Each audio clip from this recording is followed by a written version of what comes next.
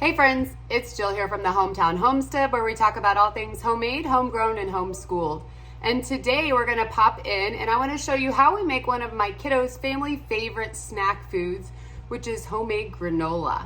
Now, if you like granola clusters and you want something simple and easy that you can customize to your liking, make sure to hang out, because this one is good. So the first thing that we're gonna do to get this ready is melt all of our wet ingredients on the stove, and then we will mix our dry ingredients, pour them together, and put it in the oven to bake.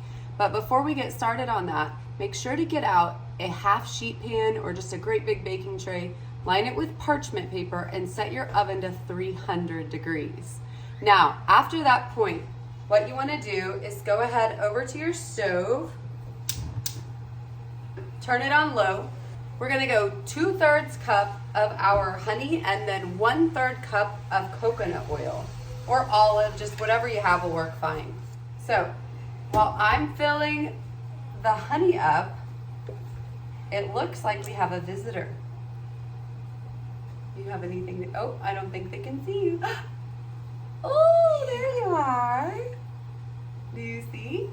Oh, what are you showing them? Your girl? Can you, oh, and your horse? Sailor, can you tell them why you like granola? Because they have the crunchy in them. The That's crunchy. what I like. The crunchy. What's your favorite thing to put in your granola? Crunchy. Crunchy. The crunchy thing. The nuts? Yeah. Yeah. Do you like to put other things in it? Like raisins or chocolate chips? Yeah. Yeah. Do you have a favorite thing you like to add to your granola? Piggy. Creed, can you tell them your favorite thing to put in granola? Piggy. The oats. Okay. Yeah, now I like to put oats in Oats? my granola too. Okay, hold on just a minute. Now that we have added our 2/3 cup of honey or syrup and the 1/3 cup of oil, the next thing I'm gonna add is 1 teaspoon of fine sea salt. And I'm using a half teaspoon because it's closer. Taylor, stop. She's fine. And then I'm gonna add a teaspoon of cinnamon and a teaspoon of vanilla. Say, you would do better off to move your chair over here by mommy so they could see your face. Yeah. They can. No, not really, because you keep leaning back out of the picture. Go on, Taylor. So a teaspoon of honey. Creedy, you could help her move her chair. You are. It seems like it's really important to her to be in this video. Get off. Jump down, baby. He's going to help you move it. Now, we want to melt this on low, 4 to 5 minutes. You want it warm, just on a simmer. We do not want it boiling. So I'm just going to keep stirring as it's melting. No, girl, watch. I can still see you. Stand up.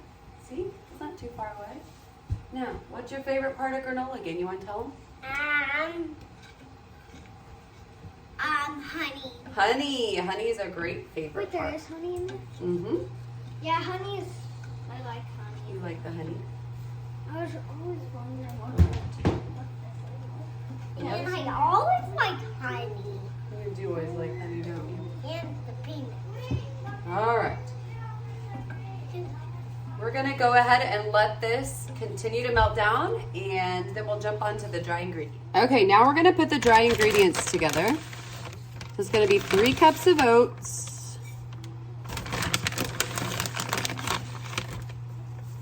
And then we're gonna put 1 cup of sliced almonds.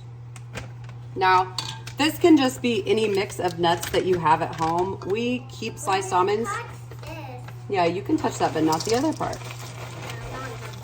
Not the burner, right? But listen, do you think it's a good idea to touch here, or should we just keep our hands back so we're safer? Okay. So 1 cup of sliced or slivered almonds are going in, and then basically any sort of mix. Hey, say, let's let mommy listen so they can learn how to make our granola.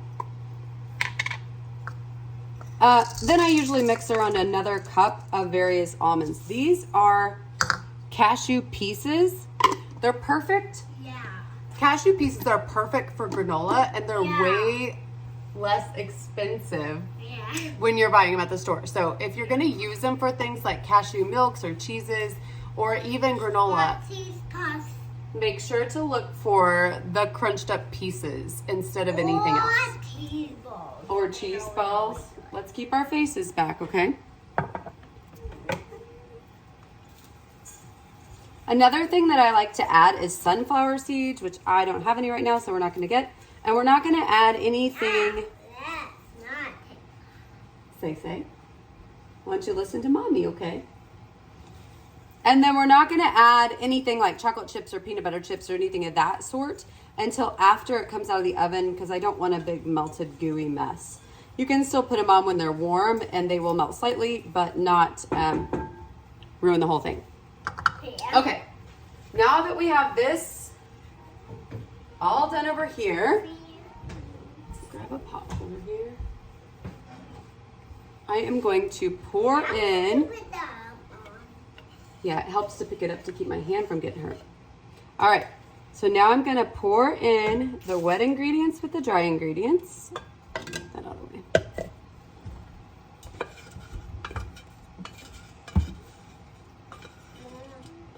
What is that? Coconut oil, babe. What's up, say? He's good. Now you make it well. Yes, I did make it wetter. The point here is to mix it all up. So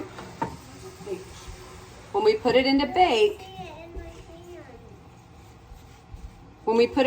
it sticks together just enough to make our crunchy clusters, but not so much that it will break, that it will be soupy. Great, I don't want you over here, babe. That's a hot burner. Lots of excitement when Mama has the camera out, huh, guys? Yeah. Needless to say, I usually don't have this much kitchen help. Wait, come on. Let's go, you guys. Okay, now that we have our ingredients mixed together, I'm gonna throw them out on a baking sheet. My big one is actually predisposed right now. So I'm gonna use 2 of the baking stones with parchment on top. Keep the granola together and kind of pack it loosely. And then I will show you more about tips to keep it in clusters instead of all crumbly here at the end.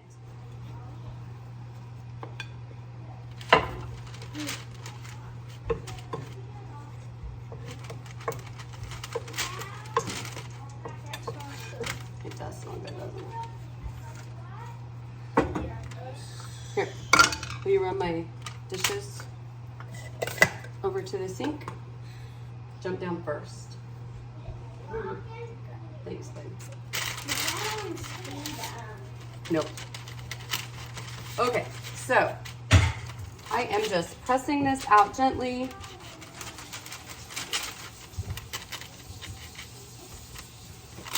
Pressing it in with a spatula. Even though I probably could have got away with doing just one pan, I can fit both easily in my oven.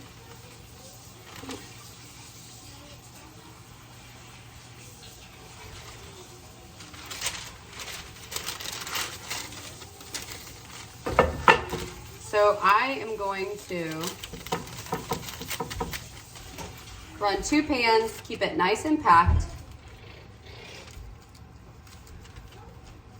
Making sure to get every last bit. It's so good. And then we're gonna go ahead and slide this in the oven.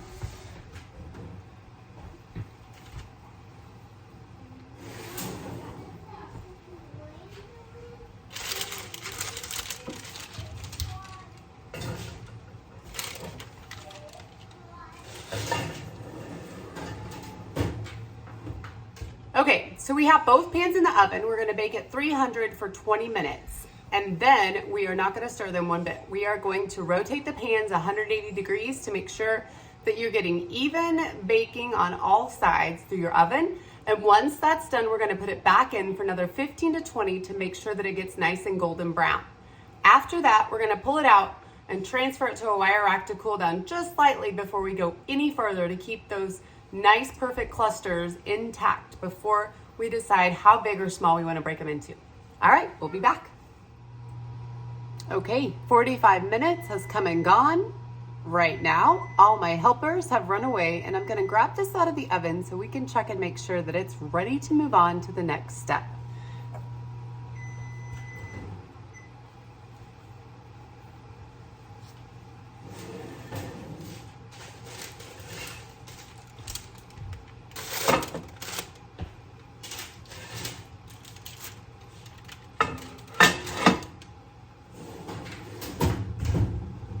All right. These look awesome. So what I'm gonna do now is take them off of these trays just using the parchment itself. I'm gonna transfer them over to my wire cooling racks back there behind me. And then once it is cooled completely, at that point, and only at that point, do you wanna go in with your fingers and break it up into the size cluster that works right for you. Now, if you do start to move it before, it can really just crumble and fall apart. But once it's completely cooled, you have the ability to customize the size that you like. Also, at this point, it's a good time to go in with anything extra that you wanted to add. My kids love a few chocolate chips. So I'm gonna toss a few chocolate chips in here, not too many because I don't want it to get completely melted together or be completely loaded with sugar because I do want it to be something that is on the healthy side. And then we're gonna add in some peanut chips too. Now, a lot of times I'll add anything like raisins, dates, something of that kind at this point, but it's just really gonna be whatever kind of mix you wanna create that will work right for your family. Now also, I forgot to mention earlier, if you like coconut flakes, you can add in the coconut flakes into your dry mixture and it makes a really nice sweetness added to the whole thing as well. So to move these over, what I'm gonna do is grab the corners of my parchment, lift it up just slightly, and I'm gonna slide this rack right underneath, setting it over to the side to let it cool.